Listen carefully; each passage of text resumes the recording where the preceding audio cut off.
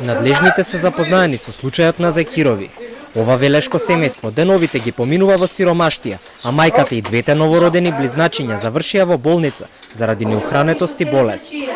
Од општина Велес ни кажаа дека чекаат да заврши изборната кампања, за да можат да им помогнат барем привремено со нивните пари.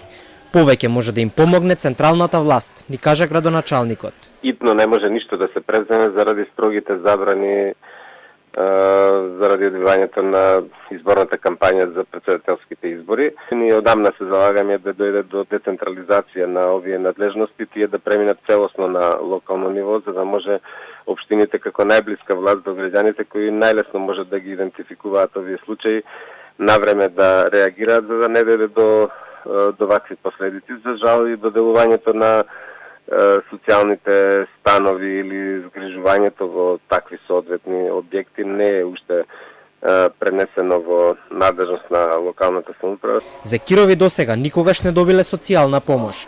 Пречка за тоа е непотполната документација со која располага невенчаната жена на Севѓул, Фросина. Од Центарот за социјални работи во Велес веќе се ангажирале да ги средат документите, за да може да се пријават и да добиваат паричен надомест. Со оглед на тоа што мајката е постара малолетничка и живее во вонбрачна заедница, истата нема контакт со родителите, ЦСР Велес и назначи старател за вадење на лични документи врз основа на кој може да ги оствари правата од областа на социјална, детска и здравствена заштита. Истовремено на семејството му е обезбедено млеко, памперси и средства за лична хигиена. Зекирови живеат во темнина и без основни услови. Се капат со црево во дворот. Струја немаат. Ги прашавме во ЕВН, а оттаму ни кажаа дека потребно е да се земат предвид условите во трошната градба во Велес и зошто таму немаат електрична енергија. Ќе ги проверат условите и каква е внатрешната инсталација. Ќе ги прегледаат и документите за да видат дали објектот е легален.